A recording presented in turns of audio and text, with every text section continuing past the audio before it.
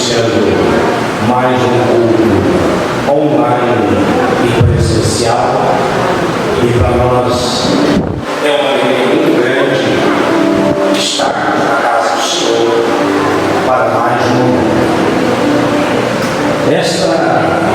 Esta semana eu lembrei muito de uma mensagem que preguei há um tempo atrás. O que fazer quando tudo é?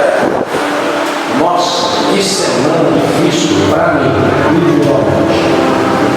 Mas Deus está no controle e nós temos certeza absoluta disso. E todas as coisas que nós passamos, Deus está nos treinando e nos capacitando. E nós dependemos totalmente.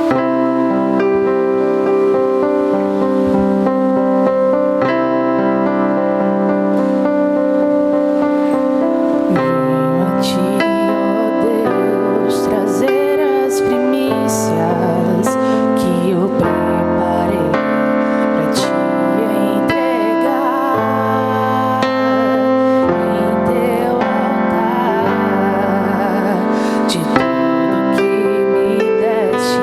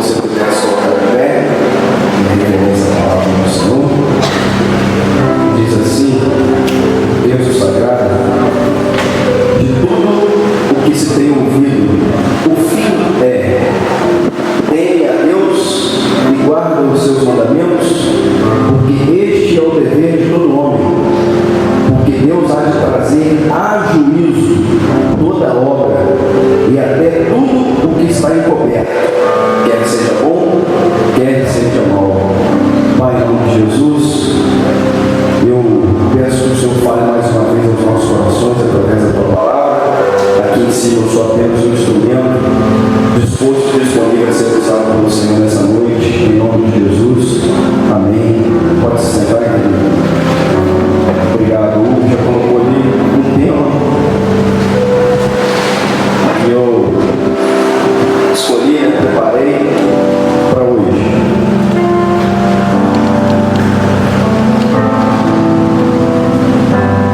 Sábado passado nós tivemos ali no Rancho da Pedra o culto ao ar livre ali, o projeto Adorar, e quando eu estava indo para o projeto lá para o culto, passei na casa da minha tia Nilson para buscá-la, tinha outras pessoas comigo, e ela me presenteou com uma Bíblia. Um presente que, inclusive, eu gosto muito, acho que eu sou igual o meu pastor ali, acho que com essa já deve ser a quinta ou sexta que eu coleciono lá. Versões diferentes, né?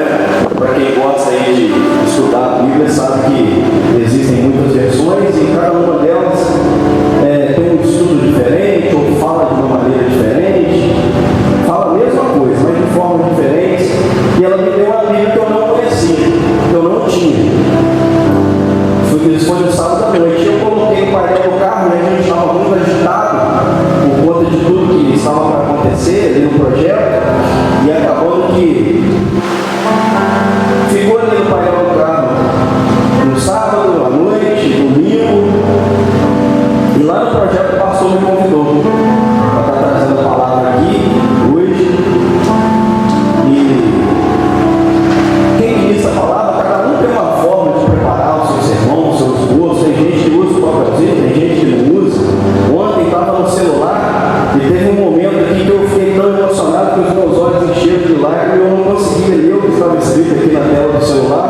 Aí hoje eu coloquei no papel para ver se fica mais fácil. E quando o pastor me convidou, eu já coloquei no meu coração, já falei para Deus: Senhor, me dá uma palavra para domingo que vem. E na segunda-feira eu estava na casa da minha mãe, eu estou ficando ali, eu estou de férias, como a gente está com essa obra aqui na igreja, para não ter que ficar indo e voltando para o Jesus, eu estou ficando ali na casa da minha mãe, tomei conta da casa dela lá, ela não está em casa. E na segunda-feira eu acordei pela manhã, eu acho que eu havia marcado com o Gabriel aqui 8 da manhã, acordei por volta de 6h30, fiz um café, me sentei lá na mesa na cozinha e peguei a Bíblia que a tia Nilson me deu. E fui fazer o meu momento com Deus ali que eu faço todo dia de manhã. Quando eu não consigo fazer de manhã, eu faço no final do dia, mas eu procuro sempre fazer. E eu peguei o marcador da Bíblia e só virei assim, e aonde estava. E caiu justamente no livro de Eclesiastes, só que não caiu no versículo final. Caiu lá no início. Essa Bíblia, todo início de livro, cada livro dessa Bíblia, ela tem uma reflexão. Eu quero ler para vocês aqui um trecho da reflexão, onde eu abri a Bíblia exatamente. Diz assim: um coelhinho de chocolate repousa em uma cesta, envolvido em um papel verde. Na manhã de Páscoa, com olhos arregalados, o pequeno menino cuidadosamente pega o doce e morde uma das longas orelhas. Mas o sabor acabou rapidamente, e a criança olhou novamente o coelho em sua mão. Estava oco, vazio, fútil, oco. Essas palavras transmitem um tom de desapontamento e desilusão. Essa é a experiência de vida de muitos, agarrando as coisas doces, as posses, as experiências, o poder e o prazer. Eles nada encontram em seu interior. Têm uma vida vazia, sem sentido, e se afundam em desespero. Esse foi a parte da Bíblia que eu li.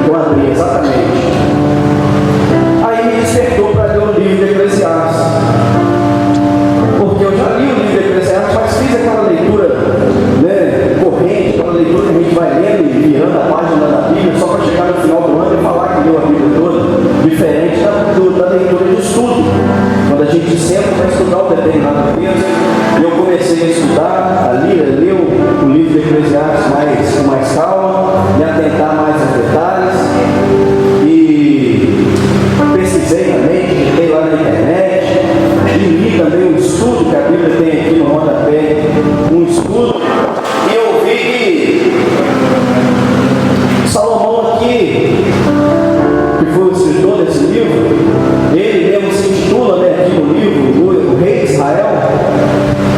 Ele conta a história da vida dele, ele faz uma reflexão a respeito da vida dele, e no final ele diz: de tudo o que se tem ouvido, o fim é: teme a Deus e guarde os seus mandamentos, porque este é o dever de todo homem.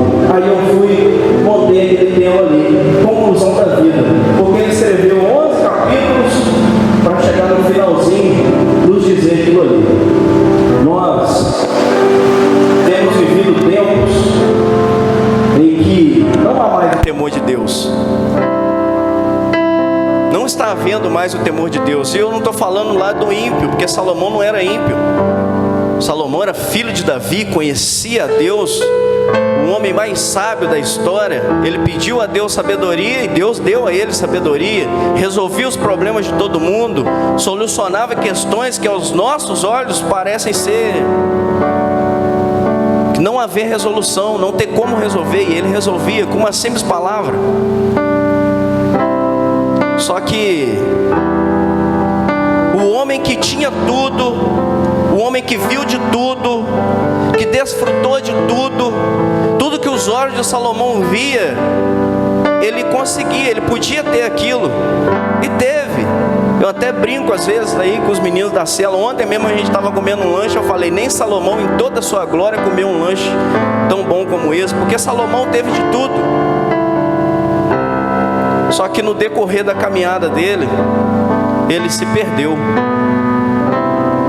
No decorrer da vida dele, ele foi trocando a presença de Deus pelos prazeres da vida, prazeres que o dinheiro compra, muito poder.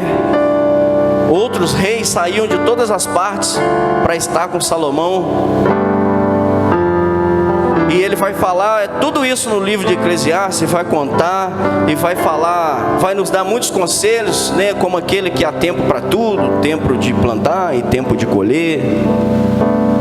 E no final ele vai falar de tudo que você tem na sua vida, de tudo que você vê, de tudo que você vive, de tudo que você desfruta, tudo que chega na sua mão. O final é: teme ao Senhor. Porque se não houver o temor a Deus, tudo isso que nós temos ou podemos ter, não vai ter sentido nenhum. Hoje de manhã eu estive aqui na escola bíblica, e o pastor João estava falando a respeito de mortos-vivos dentro das igrejas. Pessoas que são crentes, frequentam igrejas todos os dias, todas as programações, mas estão sentadas nos bancos das igrejas e estão mortos espiritualmente. Pessoas que ouvem um ministério de louvor como esse e não sentem nada da presença de Deus. Pessoas que ouvem a palavra de Deus aqui agora e vai sair e amanhã vai estar fazendo tudo de novo. Isso é a falta de temor. As pessoas não estão mais temendo a Deus, e eu estou falando de crentes, de cristãos, não estou falando aqui de pessoas ímpias. Normalmente num momento como esse de louvor, você não vai pensar em temor a Deus, você vai adorar, e esse momento é muito bom, você está com os braços erguidos. Lá no projeto Adorar sábado foi maravilhoso. Provavelmente naquele momento ali você não vai pensar em temor ao Senhor. Você quer saber de adorar e dar ali a sua melhor adoração. Só que quando você senta na cozinha da casa da sua mãe, sozinho, só você, a sua Bíblia, todo mundo dormindo, as crianças dormindo, não tinha nenhum barulho, aí é que você vai pensar: será que eu estou sendo temente ao Senhor? Será que eu estou fazendo aquilo que eu tenho pregado? Porque Salomão chegou um tempo em que ele não fazia mais aquilo que ele ensinava, e isso é terrível. Isso é terrível.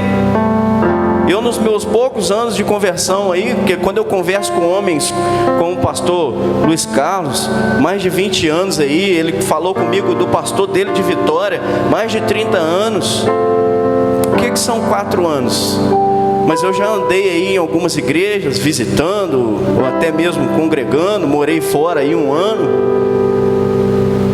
E o que nós vemos nas igrejas, em muitas igrejas, não são todas, mas é que a palavra de Deus simplesmente está ficando de lado.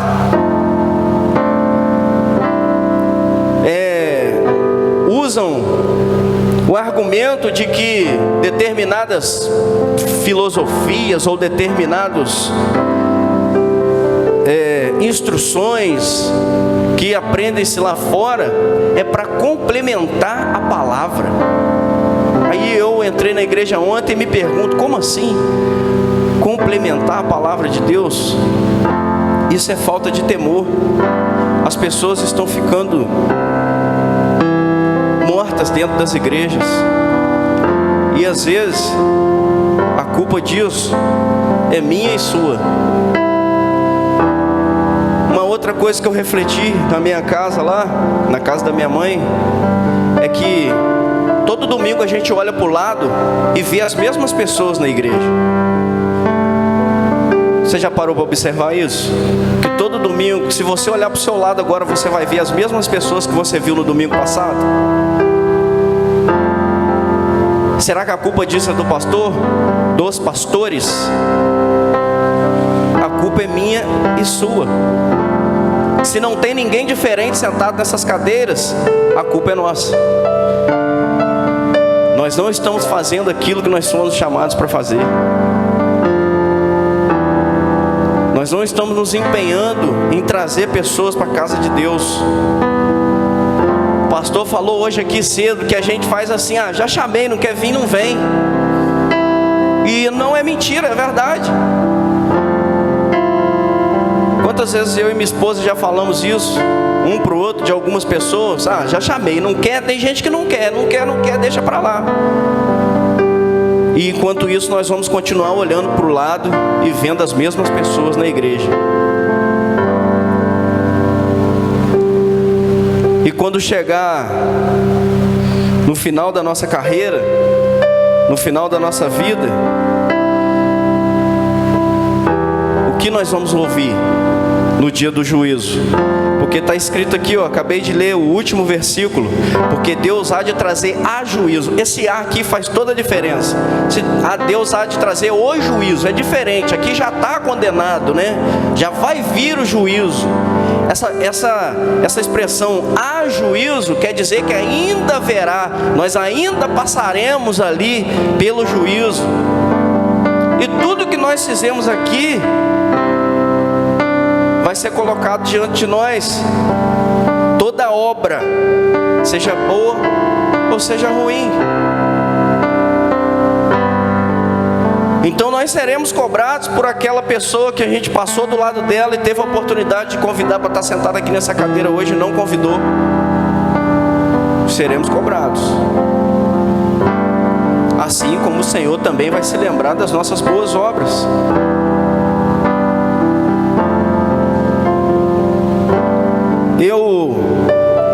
Eu penso, e gostaria que você pensasse dessa maneira também, que nós não podemos ser como aquele menino e aquele coelhinho ali da história, do início da história ali, que está na capa do livro de Eclesiastes. Uma vida vazia. Estamos dentro da igreja e uma vida vazia, não fazemos nada para somar com o reino. Eu não estou falando somar financeiramente, não. Estou falando somar com o reino de verdade. Nos empenhar. Às vezes nós deixamos o nosso... Tem um leão dentro de nós, né?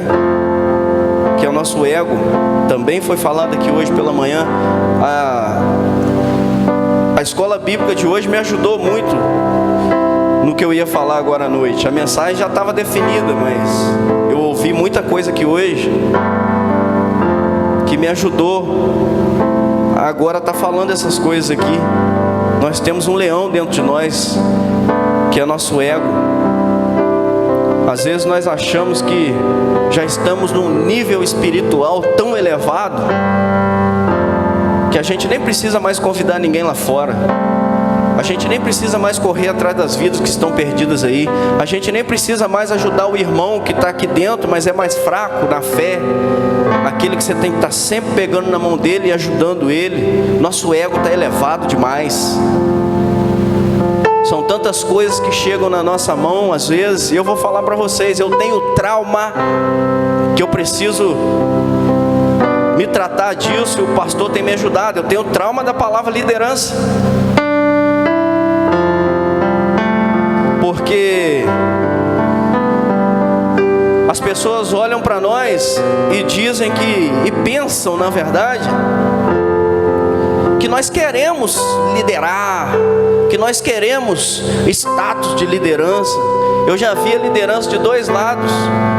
Já fomos líderes em outra denominação, líder de célula, líder de ministério de intercessão, líder de não sei o quê. E agora o pastor nos convidou aqui. Quando ele nos chamou, nós não queríamos. Foi o que eu falei para ele. Falei, pastor, em nome de Jesus, liderança não. Mas aí depois nós fomos conversando, ele foi me ajudando a minha esposa, e nós fomos entendendo, fomos nos lembrando também de outras coisas, palavras que nós recebemos lá atrás, e aceitamos caminhar com esses jovens. Mas a gente não faz questão desse negócio de posição, de status, de liderança. A gente não liga para isso. Mas isso é perigoso. Davi ele não caiu quando ele era pastor de ovelhas. Davi não se perdeu quando ele estava cuidando das ovelhas do pai dele. Davi caiu quando ele estava no trono. Às vezes o elogio tem mais poder de te derrubar do que a crítica.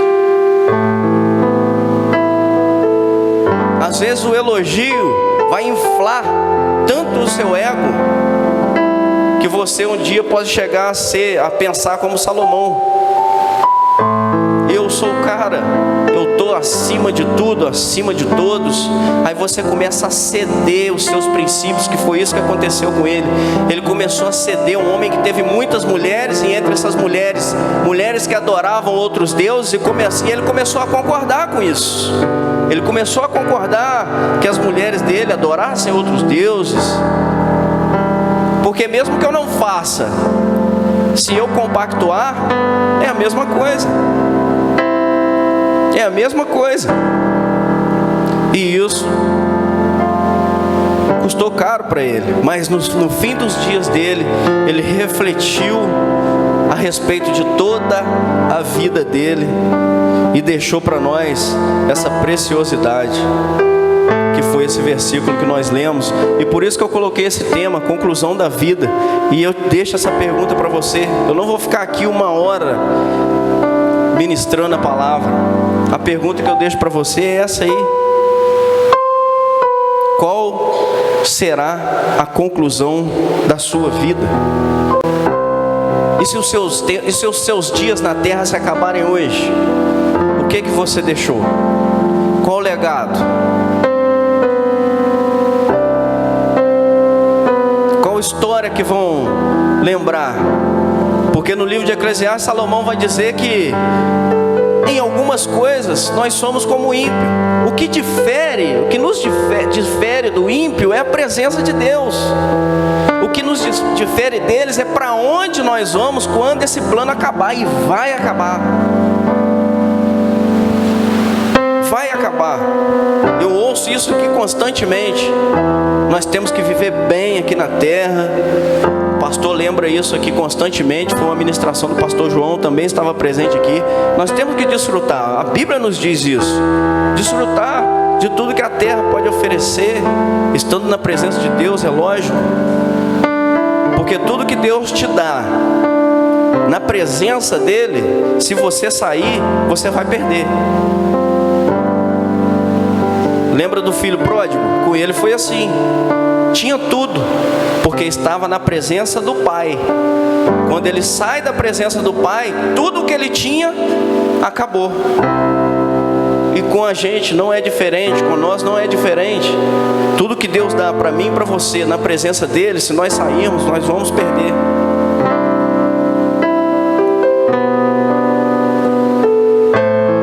E nós precisamos sim viver bem os nossos dias aqui na terra, mas a nossa preocupação, o nosso foco, o nosso objetivo tem que ser a vida eterna.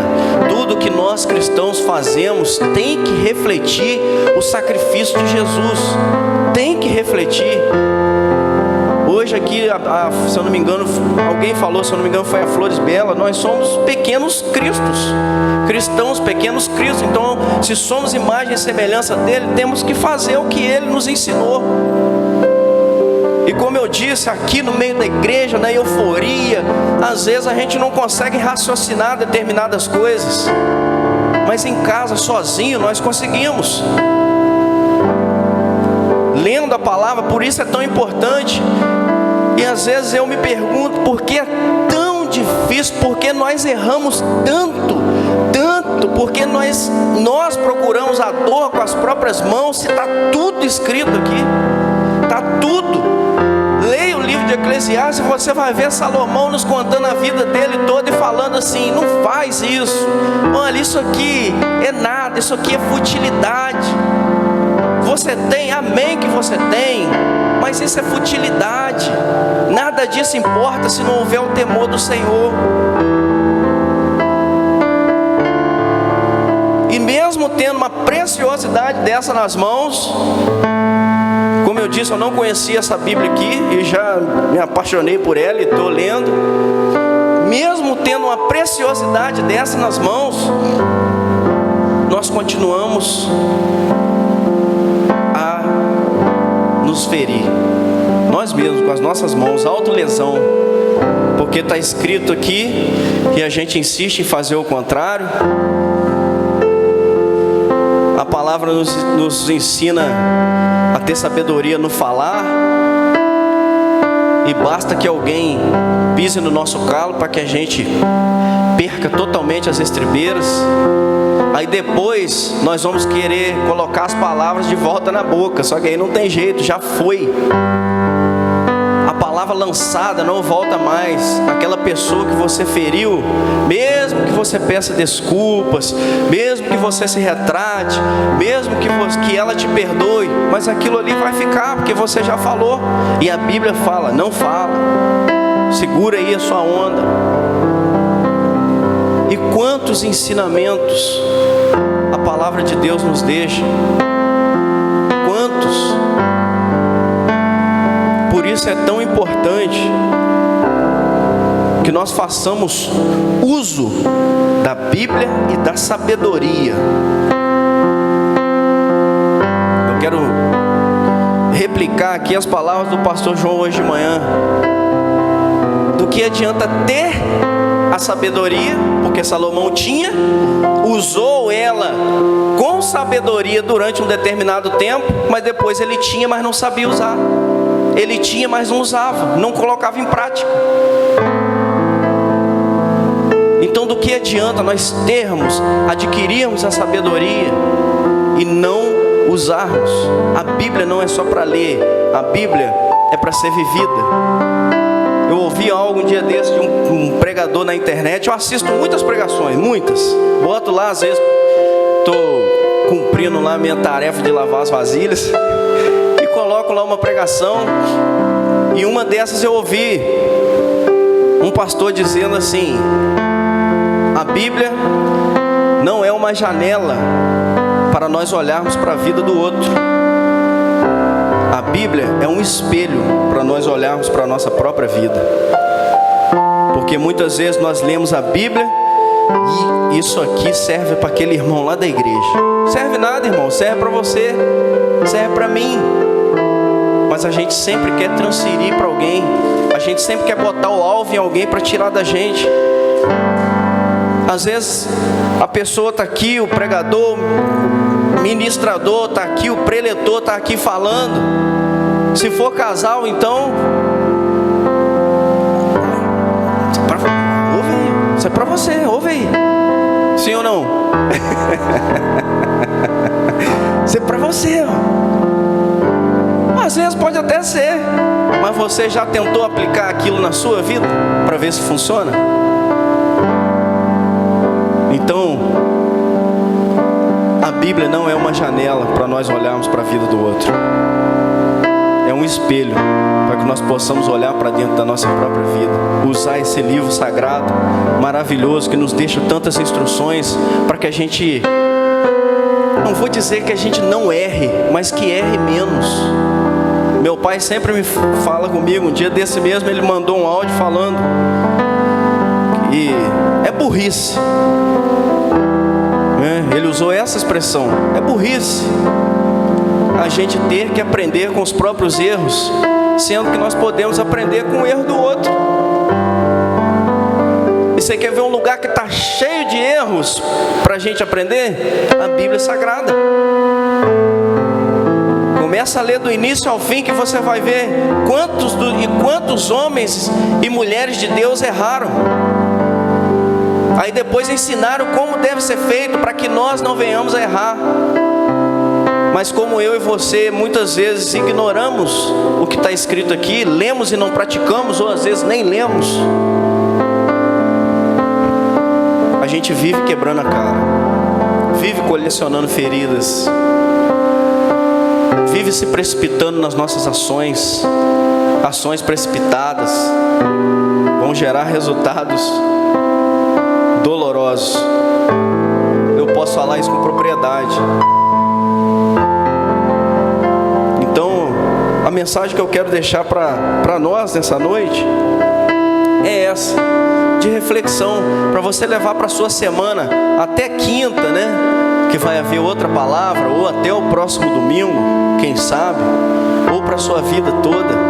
Essa mensagem curta, foi uma mensagem surpresa, como eu disse, fui lá folhear minha Bíblia nova e achei essa preciosidade. Deus falou meu coração.